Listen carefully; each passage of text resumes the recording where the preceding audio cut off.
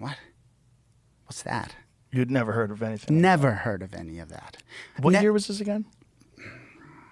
Man, it must be 5 years ago. Maybe more than that at this point. Just working from memory. It was Orlando, Florida, IACP conference. Yeah. You said something really important, Joe. Psychedelic assisted therapist. What? What?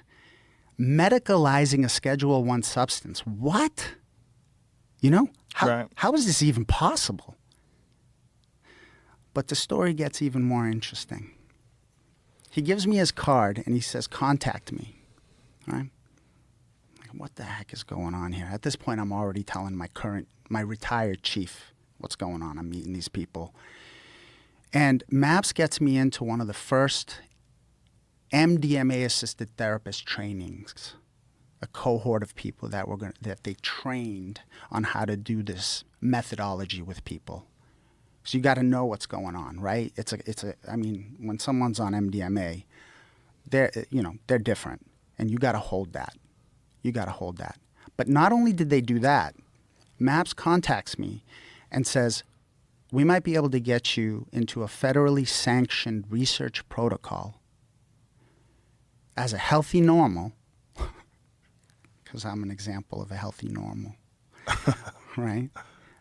Where you're going to be able to experience MDMA, because they think that it's important for the therapists to know what MDMA does. So, I mean, really? I go back to my police chief and I say, Chief, I'm not only going to be able to be trained as an MDMA-assisted therapist to help people with PTSD, because it matters to me, right? What are cops doing to themselves? Right. They're blowing their heads off. Right. Right? The suicide rate in cops is 2 to 3 times higher than the rate in civilians. More cops are dying by suicide, by the barrel of their own guns, than attack on the street. Right? The way the media is portraying everything, that's not getting out there. Right. Right? So MDMA can help with that. I'd say we're in an epidemic of suicide in first responders, if that's the numbers. No? Yeah, for sure. Right? Yeah. And we've seen, Joe, you've seen this. You've had guests on that talk about this. You've seen what the government allows when we're in an epidemic. Yeah, radical measures. Radical measures. Not when it comes to compounds on Schedule I. Why? Well, because it's federally Scheduled I. It's supposed to have no medical use whatsoever, and the most dangerous and addictive of compounds. That's right. May I? Yeah. Say something about that? It's a lie. Well, it's certainly a lie. Certainly a lie. And I need everybody to hear that. Because men and women are dying and suffering needlessly at the level of an epidemic. And we're upholding a lie. I think the problem is politically, it's very difficult to say what you're saying if you are anyone who is running for office or anyone who's currently seeking re-election, right? Because it carries with this taboo, this narrative that has existed since the 1970s, that these are drugs that are ruining people's lives, and it's going to waste. You're just going to waste away. You're just escaping reality. They're for weak people. They're for losers and addicts. You couldn't have summed up the problem better. Nicely done. It's a public narrative that's out there that, unfortunately, it's going to take a long time to turn that battleship around. So I think what you're helping with is that.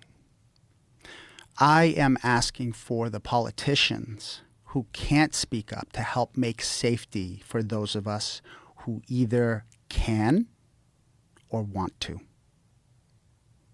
I'm asking for their help because I'm active law enforcement, and I got to tell you, Joe, we're muzzled. We're muzzled. Not only are our mouths shut, but our hearts are put in a cage. Like how so? What do you mean? Law enforcement aspiring to build a career in the system can't talk about this stuff. they not only can't talk about this stuff, they can't do this stuff. But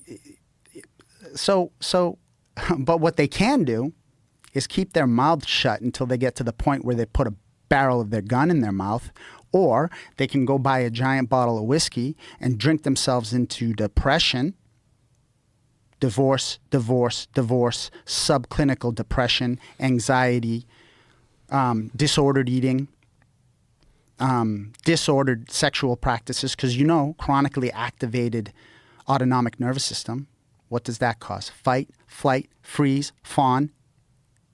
Hypersexuality, I dropped the last F. Right? What does that destroy? Destroys everything. It destroys everything. Your life. It destroys the human behind the badge. Right?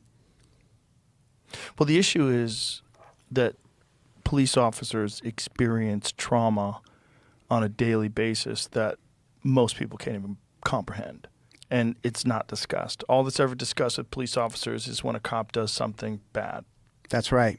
Let me paint a picture based on what you just brought in. There's research out there that says the amount of critical incident exposure in an average law enforcement career is 200. So 200 murders, suicide, car accidents. Baby head crushed. Oof. Yeah, 200. Most civilians have 5. Critical incidents send people's lives sideways. So the first responder's nervous system is a carrier of trauma at a level unimaginable by most people, which is what you just brought into this conversation. And then, so you got the gasoline, right? And you got the match.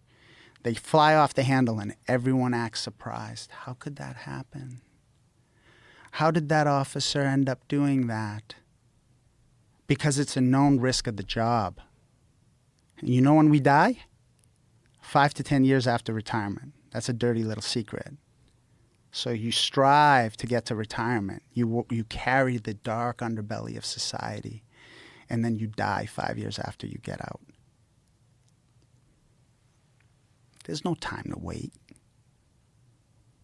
Yeah, it's an unspoken trauma. It's an unspoken issue that was really exacerbated during this whole defund the police shit that was going on a few years back.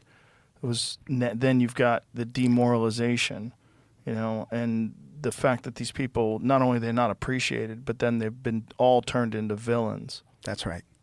That's right. It makes it worse. Yeah. I work with some really caring young people, men and women. And the whole defund the police movement was so hurtful. It was so hurtful. It hurt me watching them have to come to work and see them take the 911 calls for service and show up and do their best following the rules to make sure that that family or that person is okay, and then come back and feel unappreciated and not understood.